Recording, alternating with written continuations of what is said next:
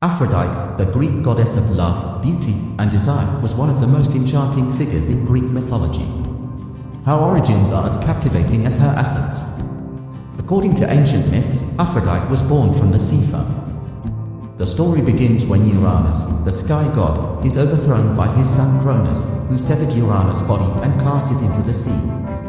As the severed parts fell into the waters, they mingled with the sea foam, and from this union emerged Aphrodite, fully formed, radiantly beautiful, and destined to captivate the world.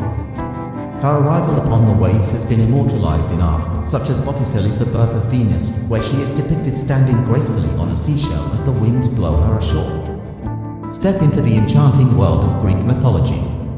Now, subscribe to this timeless journey through the legends of love, beauty, and desire. Aphrodite's beauty was unparalleled, so much so that it captivated both gods and mortals alike. She possessed an ethereal charm that could not be ignored. Her presence symbolized not only physical beauty but also the irresistible power of love and attraction.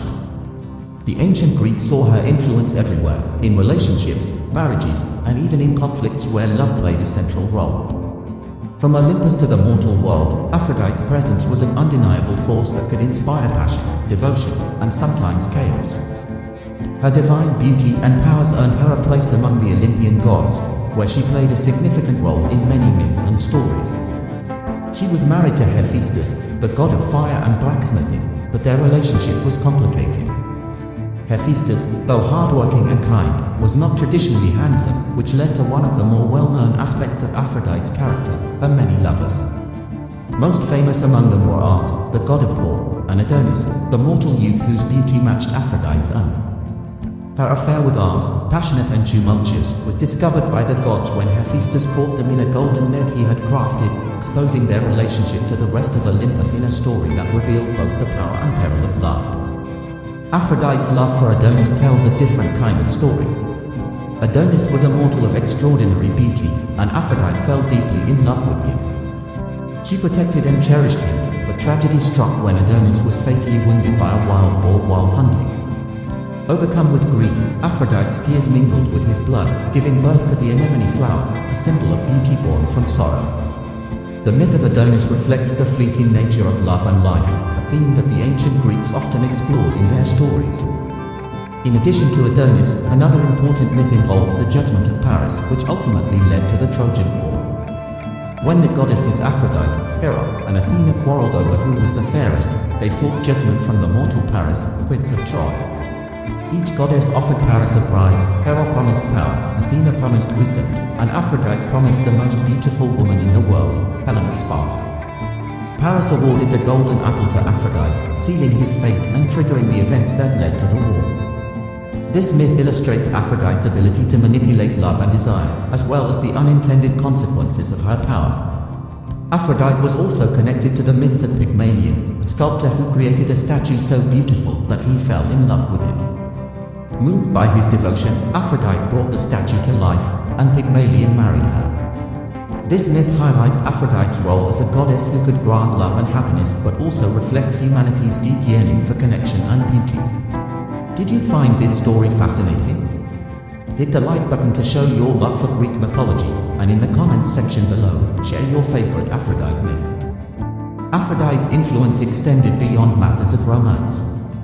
She was also associated with fertility, renewal, and creation, representing the life-giving aspects of love. Festivals such as the Aphrodisia were held in her honor, where followers celebrated her divine nature and sought her blessings in matters of the heart, family, and society.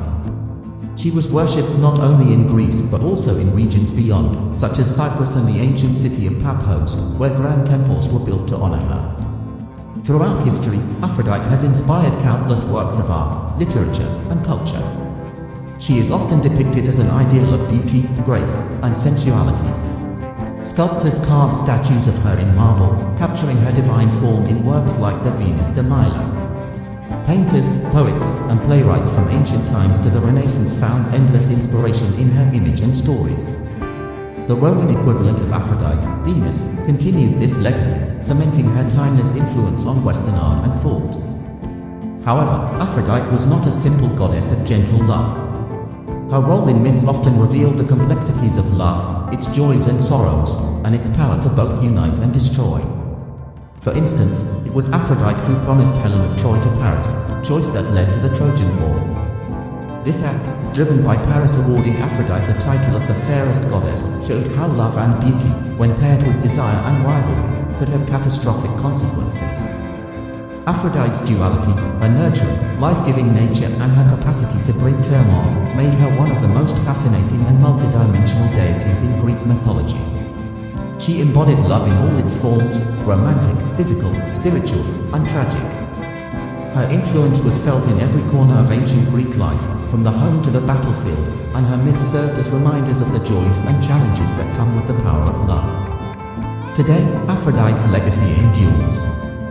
Her image remains timeless, a symbol of beauty, passion, and the eternal mysteries of the human heart. Whether depicted in ancient statues or celebrated in modern retellings, Aphrodite continues to captivate us, reminding us that love, in all its forms, is both a blessing and a force to be reckoned with. Thank you for exploring the captivating myths of Aphrodite with us. Remember to subscribe and click the bell for more captivating stories from the ancient world.